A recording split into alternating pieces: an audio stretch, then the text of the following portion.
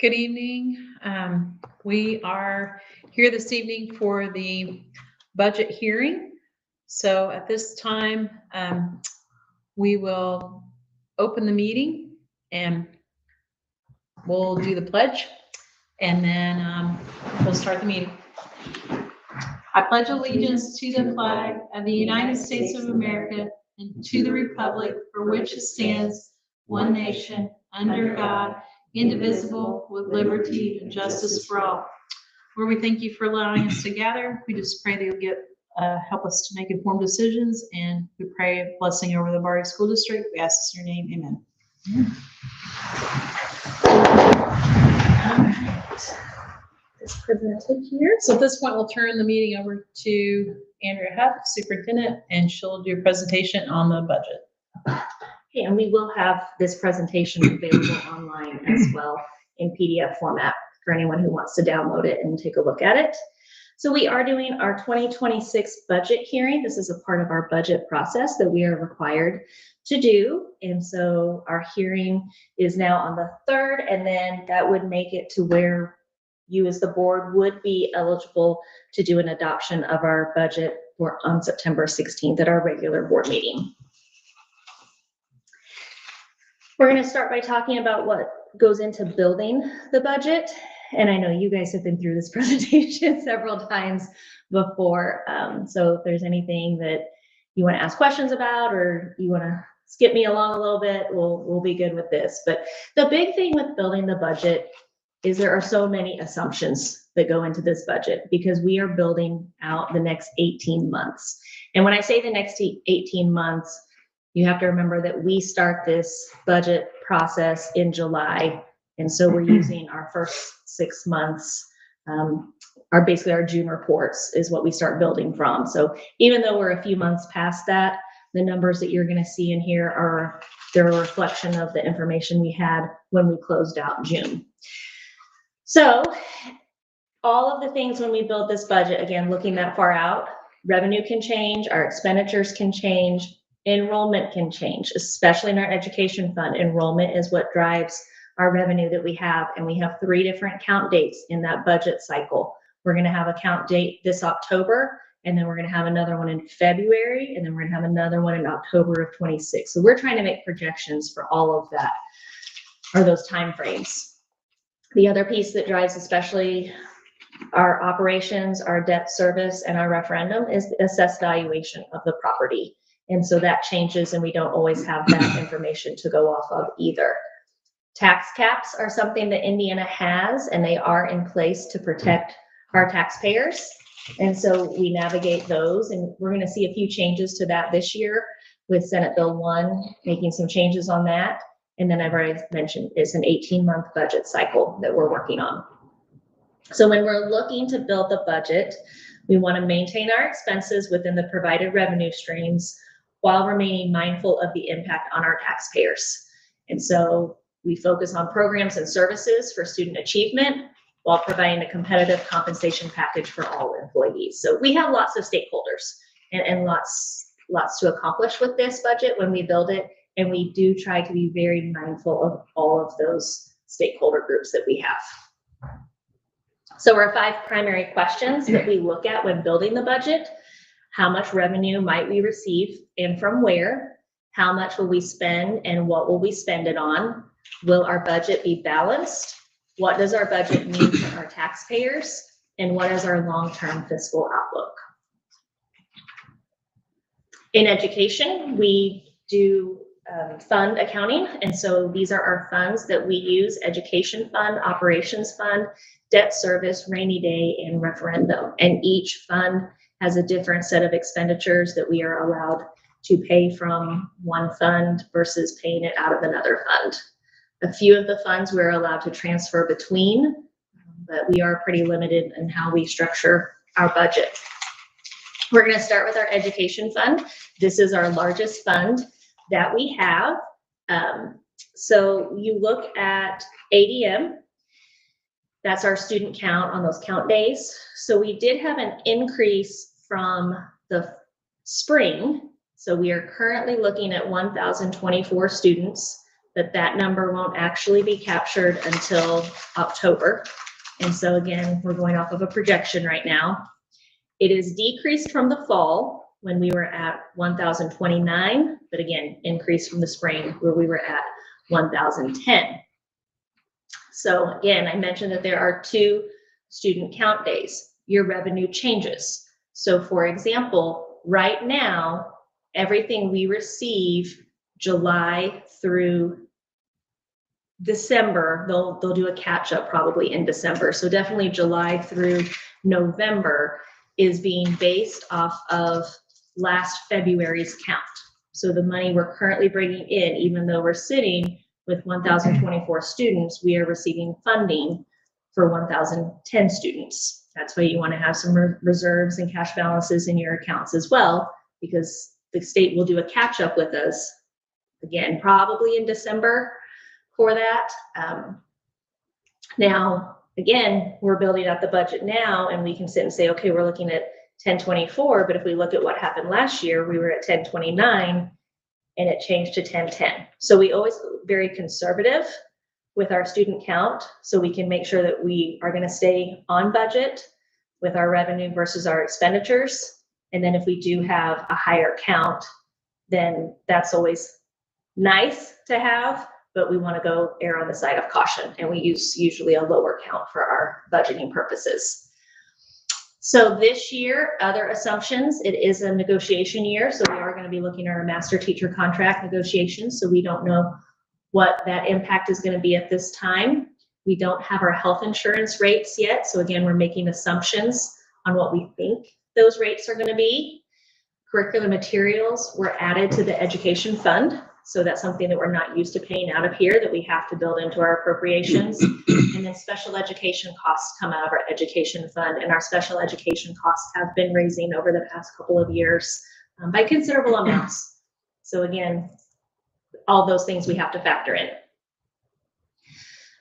in. On this one, I showed last year's tuition support from the state for our education fund and this year's. And the reason that I did that was because last year, well, we'll just start up there with fiscal year 25. If you look at our basic tuition support with complexity and curricular materials, we have $6,681. That's the base amount that the state starts with for every student in the state of Indiana. Then you get a complexity index added on top of that. And that has different varying factors that go into it. And it's not necessarily always your socioeconomic status as far as your free and reduced lunch. It's also what servicing do you receive, SNAP, TANF, some of those other pieces go into it, and how many of the families, whether you qualify it versus whether you take it, and those different things can factor into that as well. Then on top of that, we have the curricular materials. Last year, we received $158.21 per student on top of our basic fund and our complexity, and it came in as a separate line item for us. So if you put all three of those together, we were at $7,045.24 per student.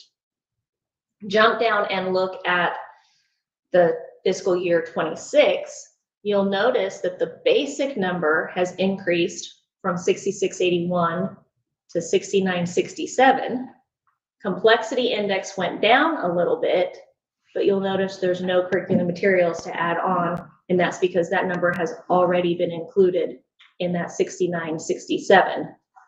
So when you total that together, we're going to receive $7153.45 per student, and that's a 1.54% increase over what we received.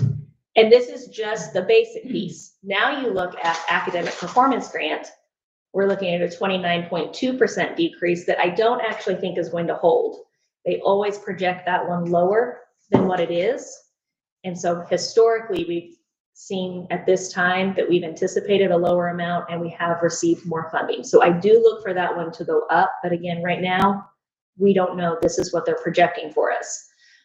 We've noticed a slight decrease, not much, in our special education funding, and then a slight decrease as well in our CTE funding as well. So I told you that basically our ADM, our student population, this is what really drives our revenue and helps us.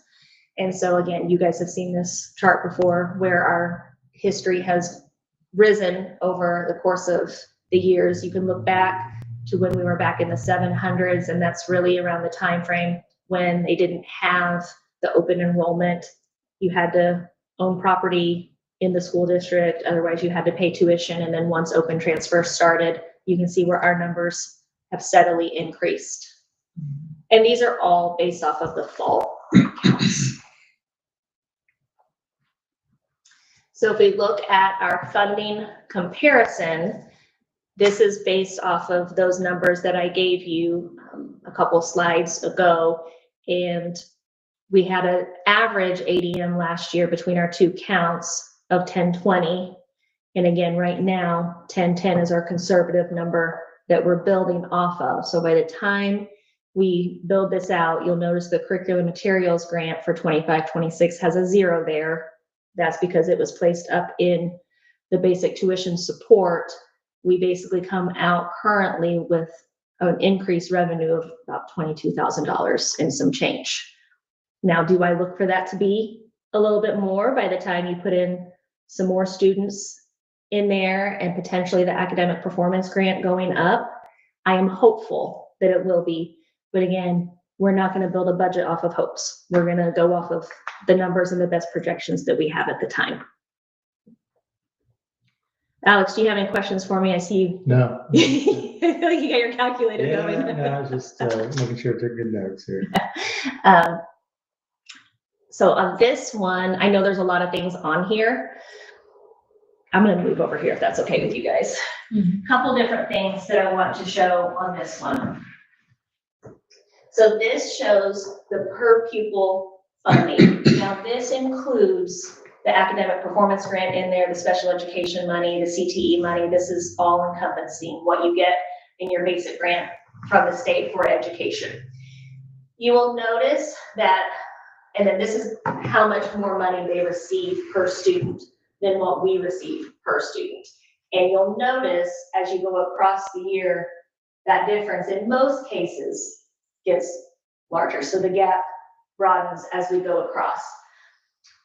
This is the 2026 column of where we're at, but the one that I want you to look at is the very last one, and I've got another slide to show this a little bit better, is what does this actually mean for us as a school district? Okay, so South Knox gets $190 more per kid, $190. It's a lot, but in the big scheme of a huge budget, that doesn't sound like a ton, but when you walk that over and say you use our current ADM of 1024, that's just under $200,000 more is what that means for them. You come down here and you look at Washington, still kids in Davies County, we're at $1.4 million more they get than what we do based on our ADM. If we had their funding rate with our ADM, we would have this much more to work with. The other one in Davies County, North Davies, they're at over $500,000 more. So to educate Davies County students, this is what it means as a cost for us. Some of those are Washington students. About 150 of them are Washington students, so yes. And we're getting paid much less to educate the same population. Mm-hmm. Okay, so then the next thing that we look at then is appropriations. And so where are we at with our appropriations? And I had the conversation with you guys last year that my goal was to not supplement our education fund out of rainy day. A lot of times we would use our appropriation in education, and then we would make a transfer to rainy day and then use our rainy day appropriation. I'd like for it to all stay in the same pot so we can track our spending across our different years and stuff. And so last year we did that. We did take, in 24, we did an additional appropriation and bumped us up to 6.8 million. Last year, or for 25, we bumped up to 7 million for our appropriation. I am not doing an additional appropriation this year. We're going to stay within that budget. You will notice at the 6-month mark, we were running a little bit hot. We were 59.01%. However, we have some expenditures that have came out of education that aren't going to stay coming out of education. We have some health insurance costs that are in there that we'll be using our reserves for, that we had said we were going to use our reserves for. We've not made that switch yet. We also had some additional costs with some of our teachers who retired. We had some payout benefits that we used.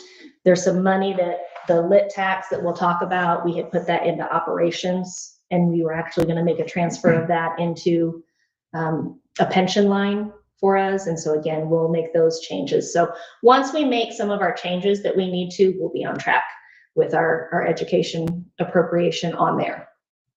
You're going to see a larger advertised appropriation for education. I do not anticipate that to be our appropriation. However, when we do our budget, we always advertise everything high.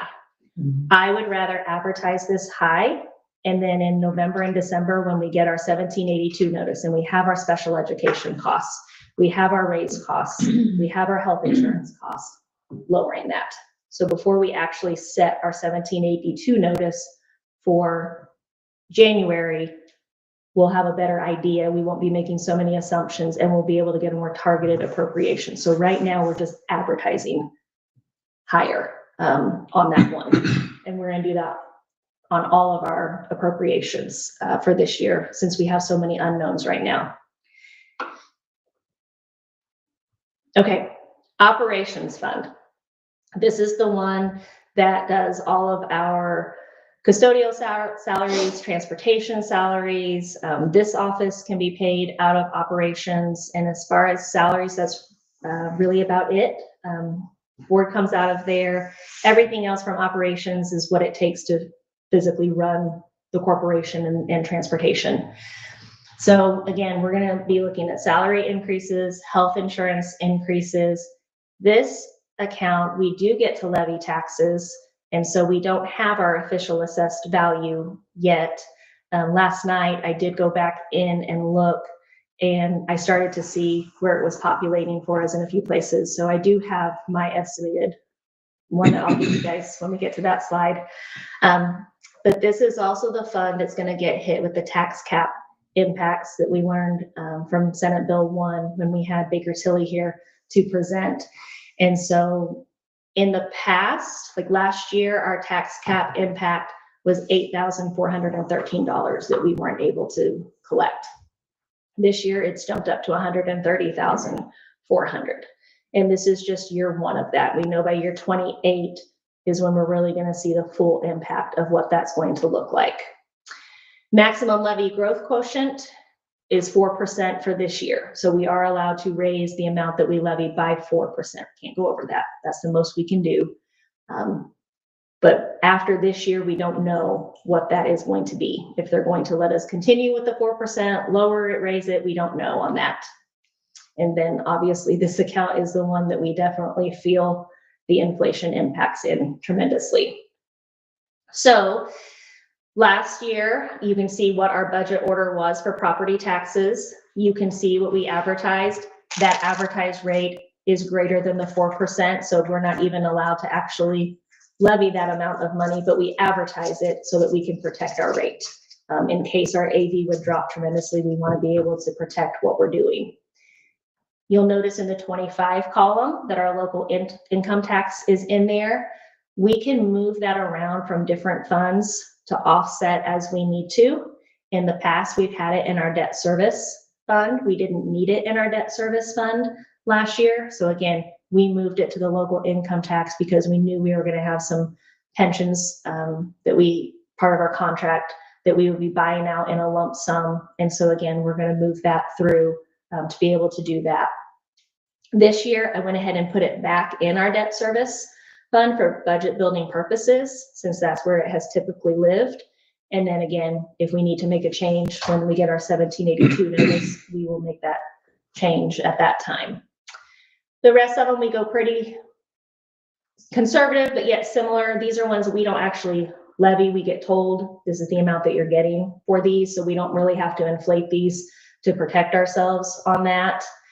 And then the transfer from education to operations, we are allowed to transfer up to 15% out of our education fund into operations. Just because we advertise the amount of 15%, it does not mean that we have to do it. As part of our budget process, you guys will give Tamara permission to do it. But again, it doesn't mean that we have to transfer that amount. It's just sometimes easier to get all of our paperwork and ducks in a row at one time and have everything ready when we need it.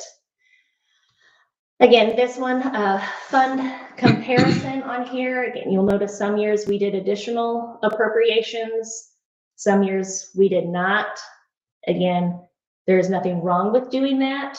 It's just been one of my personal goals, just for my own frame of mind when looking at the numbers, to kind of know exactly where we think we're going to be on that. And so we were at 3.2 million. We're doing really well with our appropriation. After the 6 months, we were just right under 50% with our appropriation. So we were very pleased with that. Operations fund capital improvements. This is something that we have to put out every year just to show what are types of construction projects that we're potentially looking at that could be paid for out of operations. These are projects that we think that are going to exceed $10,000. We leave our descriptors very broad because right now, anything that we have on the docket is pretty much routine maintenance things. Any larger project like that is most likely going to be a bond. We're not going to be paying for that out of operations. 5-year bus replacement plan. I know this is very small. We have a couple of changes as we move out from 27 here. So in 27, we're potentially looking at one of our ECA buses that we're having trouble with, adding that in there, and then moving some of these buses around as we build out the further years. But really the only one that matters right now is the 26 year. We always build this out 5 years, but in 26, we've already ordered that bus. We did that actually my very first year, so the fall of 23, and we're still waiting on that bus to get here. So we just have to keep putting on here that it might actually get paid out in this coming calendar year in 26. It might get paid out in 25 if we get it before the end of the year. So that's not a new purchase that we're going to be making. That's just one that we're waiting for right now. All right, next fund. Our next fund is our debt service fund. You'll notice that our advertised budget is up a little bit, 2.4 million. I do not anticipate it being here. It's going to be at 1.7 where it has been. We did go ahead and build in the capacity to take out additional debt if we needed to. We do have some projects that we're working on. We have some facilities that we're trying diligently to get in place. Timing wise, I don't believe that we'll be issuing any new debt this calendar year, but I wanted to go ahead and be prepared in case we did. I didn't want that to be a hurdle for us. And so you can see our bonds that we have on here. I have them listed out in the order in which they will get paid off. We will be paying off a building renovations bond at the end of this year in December. That will be our last payment. We pay roughly $160,000 for that each year. That's not going to have a cliff effect for us where we have debt drop off. We have our debt structured to where some of our other payments will go up as far as what we're paying towards the interest on those. And then you can see at the bottom, we built in an anticipated debt of $675,000, which later I will show you where our more accurate numbers look. Rainy day fund. This one, we do not levy anything for this. We transfer from other accounts. I'm not looking currently to make a transfer. We could potentially do a transfer from operations into this one, and we might do that one at the end of the year.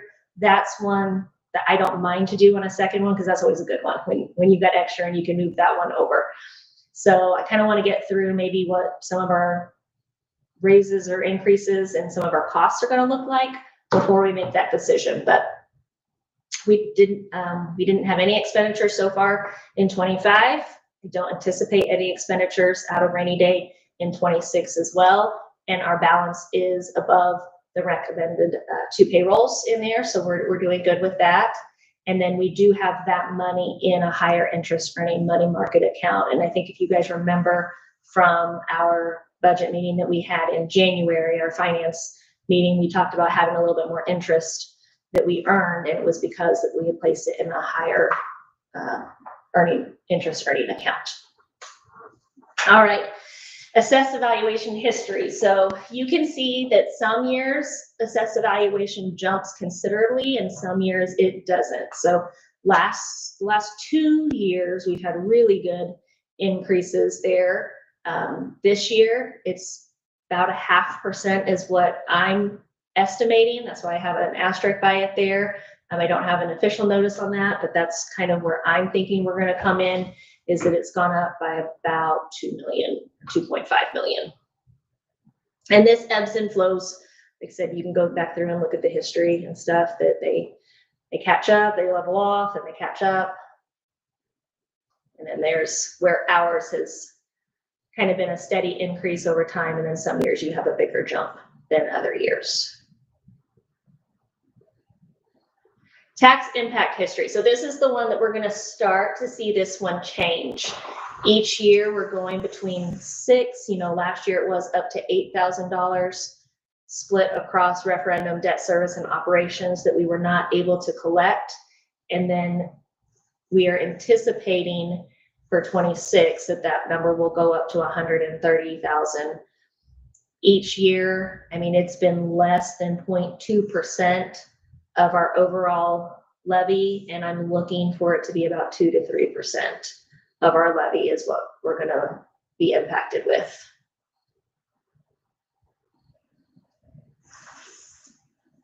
Okay, so this is our property tax collections.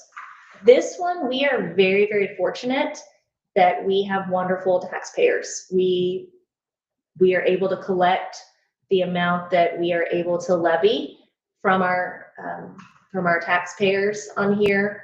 You'll notice there are a couple of years, 21, 22, we've got 96% and 97%, but then you'll see in 23, 24, so when people had catch-up payments, then we were able to receive that funding through that. You'll also notice that for 25, we are over 50% because we do have several constituents who go and they pay their taxes in full. So we can go ahead and collect that. And then again, that helps us whenever we're paying bills and paying things to have the money in the account. So then you can basically see other schools aren't always as fortunate as we are with this one. Okay, the property tax rate history. We've really tried to stay around that, 92 to 96 cent range. And I feel we've done a nice job over our history of doing that. You will notice back in 2018 and even 2019, we had some other areas that we were able to levy taxes. Some of our funding was different, our accounts were different. But then from 2020 on, it's operations, referendum, and debt service are our 3 areas. And there are times when you'll kind of notice our operations, maybe we haven't been able to levy as much, so we've maybe had to levy a little bit more in another area to make up for that. Or if our debt increased, we were able to pull back our levy somewhere else so that we're able to keep that overall tax rate for our constituents. This is a little bit of a new slide this year, but I thought with the changes that are coming from Senate Bill 1, it's important that we start talking about what that levy actually means. And so these are our schools that they're in our area and that we usually compare our tax rates with. Ourselves and Northeast DuBois, you'll see a little bit of red on there as far as the certified referendum levy that we both have. Last year, these bars were a lot bigger, and you can kind of see the impact that red had on there. But this year, like I said, I wanted to add that levy amount. The big one that's going to stand out to you is Jasper. So let's see, what's one that is close to them? We'll just do ours. So for us, we have a 0.925 tax rate, and that levies for us about $4.65 million. Jasper has a tax rate of 0.9777, and that levies $16.97 million for them. So while we've been able to look at other schools and see tax rates and where we compare, you know, take Vincennes, for example. Vincennes has a lower tax rate than what we do, but they raise just under double the levy with that tax rate. So that's one of the things that, yes, we want to keep tax rate consistent for our constituents, but yet sometimes when we compare tax rates between school corporations, there are so many different factors that go into what that actual levy looks like based on what their AB is and kind of where they started off before the growth quotient came in to raise that. So it really does equate to a different value for schools. So we do know that with Senate Bill 1 and the changes that are going to be coming, we're going to see changes in our AB, and we're going to see changes, and a school can make absolutely no changes in the money that they levy, but that tax rate has to go up. We've already been told a school similar to us very well could go to $1.35 with us making no changes and still returning $4.65 million. So that's where that levy conversation is going to come into play as we move forward in future years. So I wanted to go ahead and kind of show you what that looks like from a monetary standpoint. Okay, summary. Comparison totals, 24 and 25. This is what we have actually put in as far as our appropriations. 26, this is what we are advertising as our appropriations. Remember, we always advertise high. And I explained that I don't look for any of these appropriations, like the education one. It's not going to be 7.7 million. But in order to protect ourselves, we can always come down. We have to do more paperwork and more meetings to be able to go up. So might as well do it all at one time. The 14.5 at the bottom does not include the 675. So I went ahead and took that debt service and I split it out because I really do think we're going to be at that 1.74 versus what I had shown you earlier with adding that in. But I did go ahead and reference it up there at the top. Debt service, this is our levy. You can see what we actually levied in 24 and 25, what we're advertising in 26. Now my calculations, I have is right in range with 24 and 25 as far as what we need to do. But if something crazy would happen to our AV, we have to make sure that we can raise enough money to pay the debt that we owe. And so that's why we advertise high on all of these. You know, for example, I shared with you already the operations. By law, we're not even allowed to actually levy that amount. Same thing with referendum. We're not allowed to levy that amount, but we have to protect and our rate. And so to do that, we have to raise our levy that we advertise. So that's about 40% of our total funding. I'm just trying to think of percentage wise what our taxes versus what this from the state appropriation, like what the, Yeah, I would say that would be about 40%. Yeah. Okay. Okay, and so then rates, you can see if we just look at debt service, you can see in 24, we advertised, you know, 70-cent rate, but we came in 33. We're advertising a 74-cent rate now. Again, I look for us to come in the 30s for that.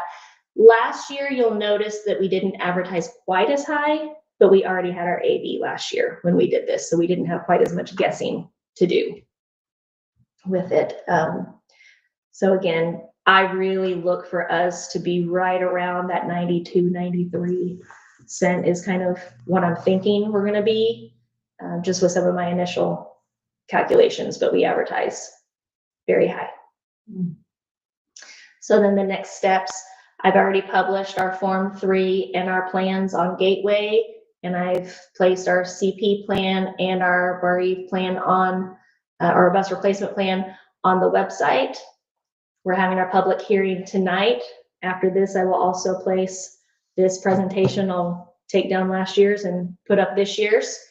And then we'll have the board meeting on the 16th, where if you guys are ready, we will adopt the budget as been presented. And again, you're just adopting a high budget. Again, 1782 notice is the one that's actually going to tell us what our budget's going to be. And then we will upload the forms. The next day, I'll get that taken care of. And then our budget order approval, that's the 1782 notice, November and December. This all builds towards that.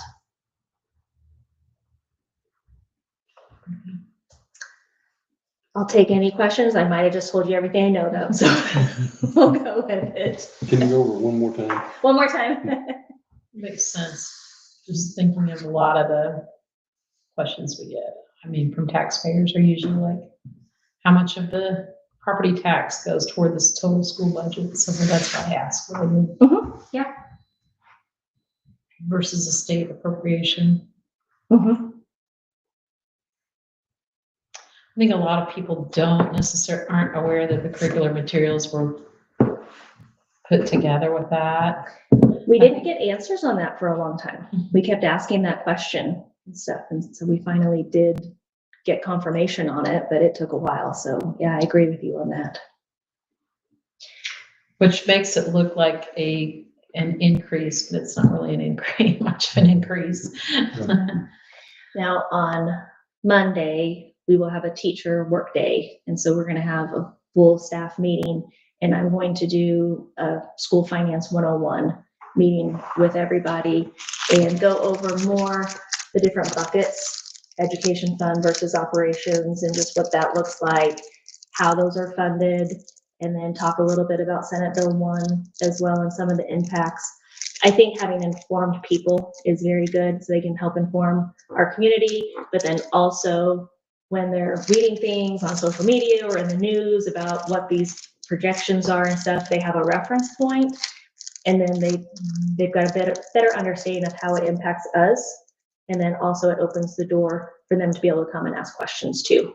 So, which leads into negotiations season again. Yes. Well, and it's good that you mentioned at the beginning the number of different stakeholders that we're trying to balance needs out there with students and competitive salaries for employees and taxpayer funding. And there's the only real objective way to do that is to compare yourself to where we fall elsewhere with other schools on there. And so we're trying to gather that information and be a good balanced school corporation. we are, but then you also see that the revenue sources Right. are That's not a always difference.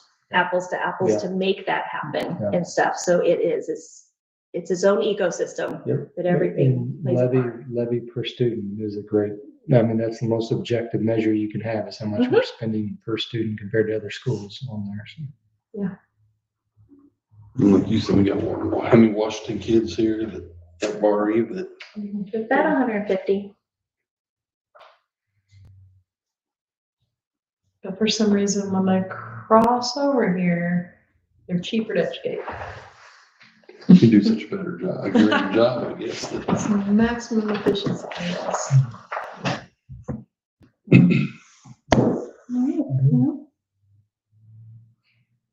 You guys can adjourn the hearing at any time. Do